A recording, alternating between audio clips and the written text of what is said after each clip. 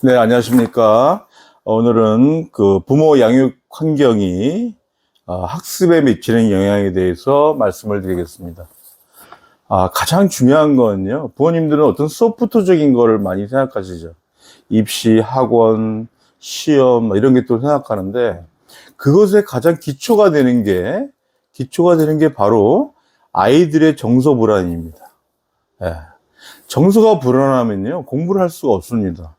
또 하나, 그렇기 때문에 가장 중요한 거는 부모님이 정서적 안정과 또 가족이 가장 화목해야 됩니다. 이런 베이직적인 게 안 갖춰지면 아이들은 학습에 있어서 향상될 수가 없습니다. 그래서 그런 것에 대한 더 중점을 두시고, 이게 어떻게 보면 소프트적인 건데요. 부모님들이 이거 우습게 보십니다. 근데 아이가 불안하면 절대 학습은 안 된다. 이렇게 생각하시면 될 것 같고요. 첫 번째로, 아이의 감정, 그 성향이 있습니다. 어떤 아이는 내성적인 아이, 어떤 아이는 외향적인 아이가 있어요. 근데 그 내향적인 아이에게 너 왜 소심해? 라든가, 아니면, 야, 좀 큰 소리를 발표 좀 해. 답답해 죽겠어. 예. 이런 식으로 하게 되면 아이는 상당히 성장 과정에서요, 자연스럽게 불안해요. 불안하고, 내가 지금 뭘 잘못하고 있나? 근데 아이의 성격이 있거든요. 어머님들 아시죠? MBTI 하게 되면 수많은 여러 성향이 나옵니다. 예. 태어나서부터 갖고 있는 기질적인 것도 있거든요. 근데 그렇기 때문에 부모님은 그 자체를, 아이를 존중해 줘야 됩니다. 그리고 길게 보셔야 됩니다. 길게. 무슨 예를 들어서 외향적인 게 정답이다? 이거 아니거든요.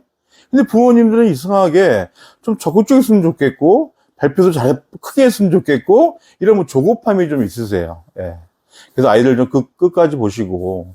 그래서 저는 아이들을 보석이라고 표현을 많이 합니다. 예. 보석이 어떻게 되죠? 가꿀수록, 잘 다듬을수록 더 빛이 나는 게 보석입니다. 부모님들이 그 역할을 하셔야 됩니다. 예.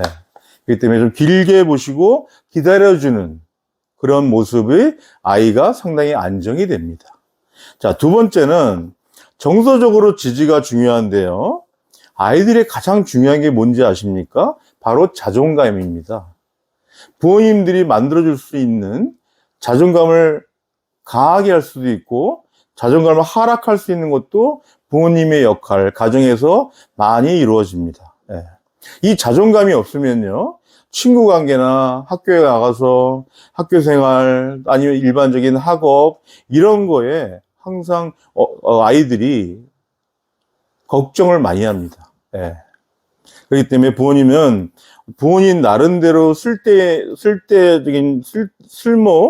부모님 나름대로 효율적이고 쓸모 있는 잣대가 있으시죠. 예. 근데 그거로 보지 마시고, 일단, 아이들 관점에서, 그리고 아이들을 바라보는 모습으로 해 주십사. 예. 여기에 이제 그런 심리학 용어가 있지 않습니까? 대화 중에 아이 메시지입니다. 제가 대학원에서 상담심리를 대학원 다닐 때 첫 번째 배운 게 아이 메시지입니다. 아이 메시지가 뭐냐? 내 중심으로 얘기하시면 됩니다. 부모님 중심으로. 자, 엄마는 이렇게 생각하는데 너는 어때? 이런 거 하고, 야, 너는 이렇게 바로 좀 해. 하고, 유 메시지가 된다면, 이거 지시거든요. 예. 그래서 나의 관점에서 부모님도 생각하시면 됩니다. 나는, 엄마, 아빠는 이렇게 생각하는데 너는 어때? 예. 이 아이 메시지 요법은요, 연습하시면 됩니다. 예. 스스로 부모님이 연습하시잖아요? 그럼 화를 안 냅니다. 화를 안 내게 되어 있습니다. 이 대화법은. 나의 중심으로 먼저, 화법을 쓰시는 게 아이한테 상당히 불안감 해소에 좋습니다. 세 번째, 이거는 제가 꼭 부탁드리고 싶은데, 제 책에도 항상 강조하는데, 그 가정에서요, 어떤 소통 공간을 만드시면 좋습니다. 요즘 너무 바쁘잖아요. 어머니 맞벌이 하신 분도 있고, 늦게 오신 분도 있고, 아이를 만나는 시간? 학원 갔다 오면 9시부터 잠깐 10시? 그때도 애 방에 들어가 버리죠. 예. 만날 시간이 없어요. 그래서 제가 항상 강조한 건데, 이건 저희 학부모, 제가 학교에 교직에 지금 35년 이상 지금 근무하고 있는데요. 이건 정말 학부모들 상담할 때 꼭 말씀드립니다. 그래서 실천해 봤더니 좋다는 게 뭐냐면, 거실에요. 거실에 메모판이나 이렇게 보드판이 있죠? 그걸 좀 만드셔서, 이렇게 거기다 쓰시면 됩니다. 예, 글을. 물론 뭐 핸드폰으로 주고받고 할 수 있지만, 그 뭐 냉장고나 이런 데에다가, 오늘 엄마 좀 늦어. 밥 좀 챙겨 먹어. 오늘 학원 갔다 고생했네. 우리 아들, 우리 딸 사랑해. 이런 어머니 필적의 글씨를 보면요. 아이들은요, 집에 아무도 없어도 돌아와서 제일 찾는 게가 뭐죠? 냉장고잖아요. 예. 엄마가 뭘 써놨네? 엄마의 글씨 하나도 상당히 위안이 됩니다. 아이들은 정말 순수하거든요. 그러니까 이런 건 꼭 실천해 보시기 바랍니다. 제가 지금까지 상담하면서 효과를 많이 봤다는 말씀을 많이 들었습니다. 다음, 네 번째는, 요즘은 대학 입시가 막 바뀌지 않았습니까? 제가 요 앞전 영상에 2028학년도 대입 입시 변화에 대한 영상을 올렸습니다. 많이들 보시더라고요. 그러니까 이런 식으로 어머님들이 어떤 그 아카데미나 설명회 이런 데 직접 어머님이 가셔야 됩니다. 예. 그래서 어머님이 입시 정보나 이런 거를 미리 대처를 하셔서 아이에게 제공을 해야 됩니다. 왜 그러냐? 지금 입시가 엄청 바뀌었습니다. 예. 지금 중학교 2학년부터 고교학점대가 되면서 어떤 입시 내용이 나왔는데 또 바뀌었죠. 2028이 나오면서 내신에서 절대평가, 상대평가를 같이 대학에 보내겠다. 지금 이런 결과가 나오지 않았습니까? 그래서 입시 변화가 많습니다. 그렇기 때문에 어머님들이 더 공부하시고 아이들보다 더 그런 설명회나 이런 뭐 유튜브도 교육 유튜브 좋은 거 많습니다. 이 보시고 거기를 미리 정보를 얻으셔라 말씀을 드립니다. 또 그렇다 보니까 대화가 없죠. 대화가 없다 보니까 제가 한 가지 팁을 드리면 토론할 수 있는 시간을요. 일주일에 뭐 하루나 아니면 일주일에 한 번 정도 이렇게 가지시면 좋습니다. 토론이 별게 아니고요. 이건 아버님이 하셨으면 좋겠는데 어떤 시사적인 거 이렇게 A4 용지 같은 데다가 짧게 이렇게 하고 야, 너 한번 읽어봐. 이 뜻이 넌 느낌이 어때? 자, 최근에 이 뉴스 좋습니다. 뭐 의대 열풍이다. 뭐 이런 뉴스가 나오지 않습니까? 그걸 아이들한테 툭 던져주고 한번 읽어봐. 이거 넌 어떻게 생각해? 이런 것들. 토론을 이렇게 거창하게, 자, 지금부터 토론하자, 이게 아니라 그런 거를 생활화하시면 정말 좋습니다. 예. 그래서, 그게 뭐죠? 대화의 양이 늘리잖아요. 자, 아이 학원 갔다 왔어요. 밥 먹고요. 그냥 들어갑니다. 보통 그러시죠? 아이하고 대화가 없어요. 예. 그리고 제가 꼭 말씀드리는 거는, 아이의 책가방이나 이런 것들이요. 한 번쯤 가끔 가듯이 체크를 하셔야 됩니다. 뭐 나쁜 마음을 먹고 체크하는 게 아니라 그 책상 가방 안에 뭐가 들어있는지 이런 것쯤은 가끔 부모님이 체크를 하셔야 돼요. 예. 아이가 모르는 것도 많고 아이에 대해서 그것도 한번 권합니다. 또 여섯 번째는 부모님의 공간을 만들어라. 제가 꼭 말씀드리죠. 이게 뭐냐면요. 집에서요. 그냥 어머니 공간도 없어요. 물론 집이 커서 서재가 있어서 이렇게 있으면 너무 좋죠. 근데 그런 게 없습니다. 그럴 때는 부모님이 화장대랄까 작은 공간이라도 부모님이 책을 읽을 곳, 노트북을 이렇게 펴놓을 수 있고, 그다음에 책꽂이를 놓을 수 있는 이런 공간을 꼭 만드시면 좋습니다. 예. 아이는요, 우리 엄마 아빠 뭐 하지? 하루 종일? 저기 물어보면, 그냥 TV보다 자, 우리 엄마 아빠는. 이런 개념이거든요. 그래서, 우리 엄마 저기서 책 볼 거야, 아마. 이렇게 생각하는 거는 엄청 큰 일입니다. 그렇기 때문에 부모님 자기 자신 개발도 하시는 거고, 그래서 이런 자기만의 공간을 하시고, 그리고, 그게 이제 독서와 이어지는데요. 지금 요번에 제가 2028년 대입 개편을 보면서 중요한 게 다시 독서가 부각됐어요. 예. 여러 가지로. 논술 전형도 강화될 거고, 여러 요점을 보면요. 자, 독서를 어떻게 하느냐. 우리 아이 독서 안 한다. 자, 어떻게 해야죠, 먼저? 자, 부모님이 책을 보셔야죠. 예. 부모님이 어떤 책이라도 거실에 앉아서, 소파에 앉아서 이렇게 보시면 됩니다. 예. 이거는 실험적인 것도 나왔죠. 한 10일 동안 부모님이 책을 안 보던 부모님이 10일 동안 책을 계속 보고 있어요. 애가 끝나고 왔어요. 엄마 책 보고 있네? 이 정도. 그다음 또 계속 엄마가 책을 봐요. 벌써 아이는요, 그다음부터 달라져요. 예. 따라하기도 하고요. 아니면 그 책 속에서, 그러면 이제 어떻게 되죠?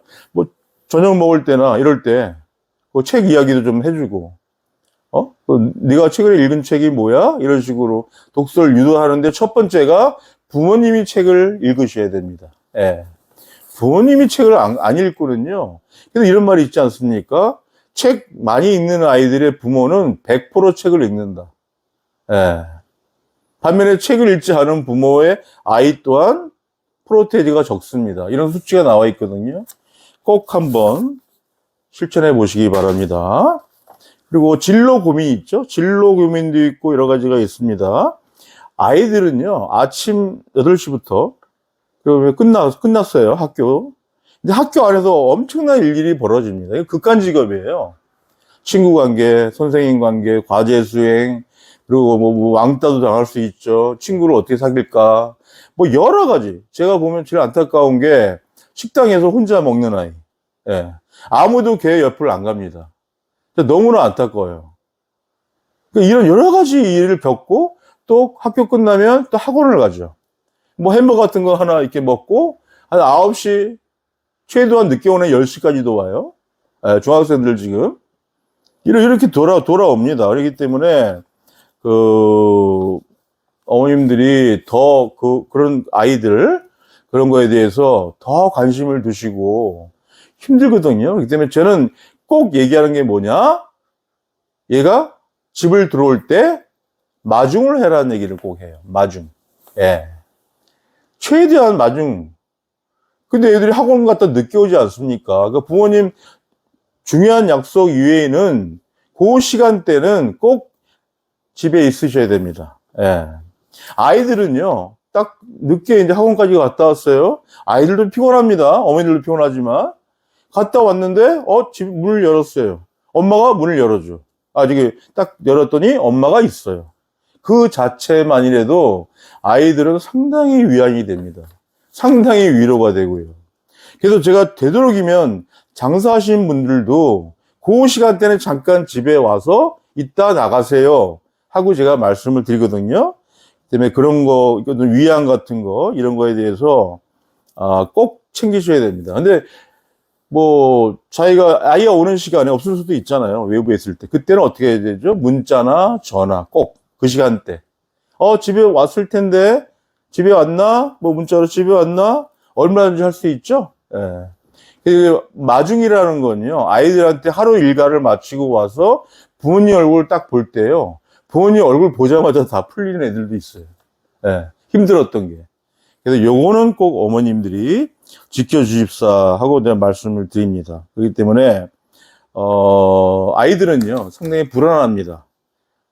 불안한 이유가 뭔지 아세요? 할 일이 너무 많습니다, 아이들. 예. 할 일이 너무 많아졌죠. 이럴 때 부모님이 하실 수 있는 게 뭐죠? 성적 향상을 먼저 바라지 마시고, 가정에서 부모님이 일단 안정, 불안 요소를 다 없애고, 평화롭게, 그리고 아이한테 더, 어떤 그 자존감이나 이런 걸 키울 수 있게, 그렇게 해주셔야 됩니다, 먼저. 예. 그게 다 된다면, 아이가 공부 못하는 아이가 어디 있어요? 안 할 뿐이지. 저는 공부 못하는 아이가 없다고 보거든요. 그게 아이가 안 할 뿐이에요. 여러 가지 불안 요소로 인해서, 공부를 안 할 뿐입니다. 딴 거에 관심이 많고. 그래서 불안 요소가 많으면 어떻게 되는지 아세요? 학교 현장에서 이런 게 생깁니다. 폭대의에 막 회부가 됩니다. 예. 자기도 모르는데, 저도 학교에 있으면 놀라는 게, 아주 얌전한 아이인데, 싸움을 붙으면 막 이게 그냥 걷잡을 수 없을 정도로 화를 내는 아이들. 지금 학교 현장에는요, 심신적으로 너무 힘든 애들이 많아요. 예. 어머니가 생각하시는 것보다. 그렇기 때문에 꼭 아이의 불안 요소와, 이런 자존감 회복, 이런 거에 대해서 가정에서 아이를 잘 이렇게 보살펴 주시기 바랍니다. 예. 다음 시간에 뵙겠습니다. 감사합니다.